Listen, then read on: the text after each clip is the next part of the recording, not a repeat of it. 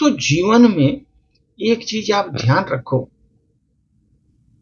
आप अपने मन के कामनाओं को जितना नियंत्रण करके रखोगे दोस्त, उतना सुखी रहोगे।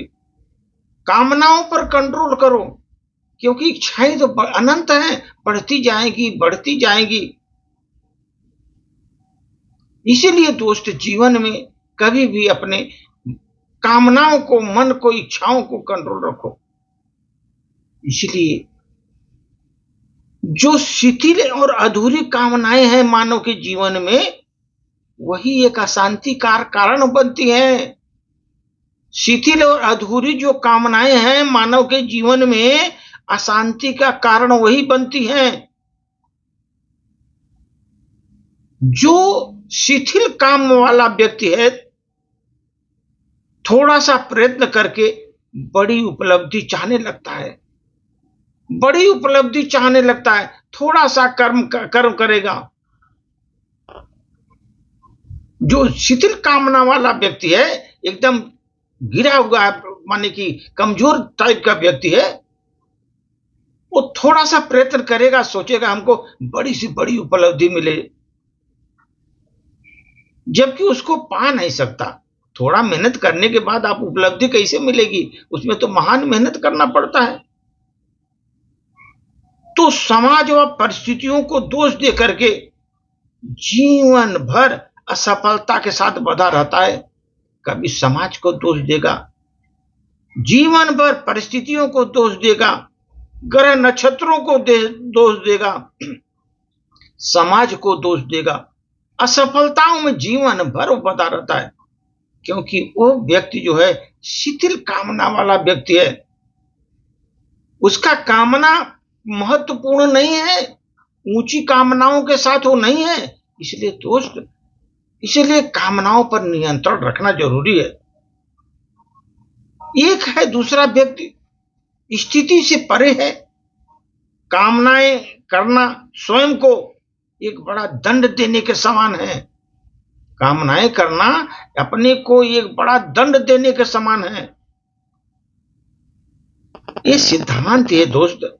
अपनी शक्ति के बाहर की गई कामनाएं जो आप कर ही नहीं सकते, कभी पूर्ण नहीं सकती, आपकी शक्ति में नहीं आती, आपकी ताकत उतना नहीं है। फिर भी अपनी शक्ति के बाहर जो आप कामनाएं करोगे दोस्त, अपूर्ण ही रहेगी।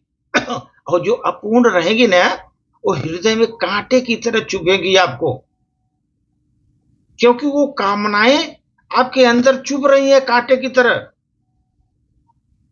इसलिए दोस्त, मनुष्य को अपने अनुरूप और अपने साधनों और अपने शक्तियों के अनुसार ही कामना करना चाहिए।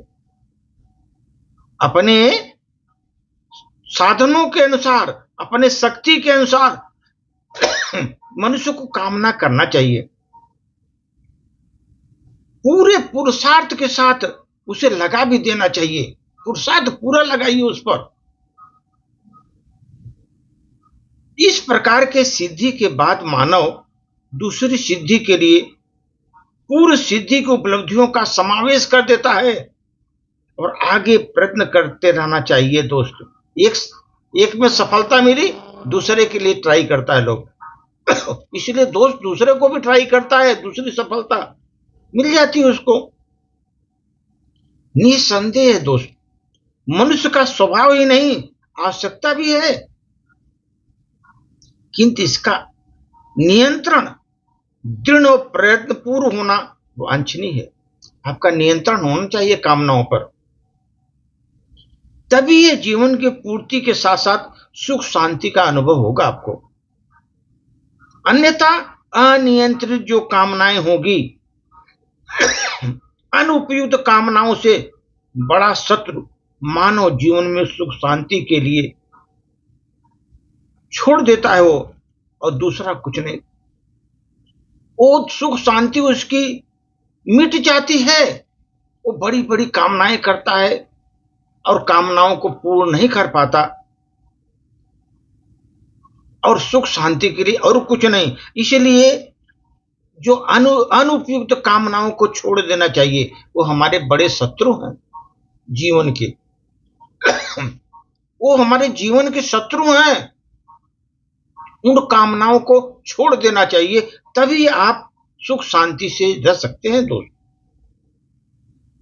देखो जिंदगी में ना, लोगों में धन संपदा के अतिरिक्त आवश्यक अनावश्यक वस्तुओं का होड़ लगी है। संग्रह करने पर कितना इकट्ठा कर लें हम धन संपदा, उसके अलावा और चीजें कितना इकट्ठा कर लें।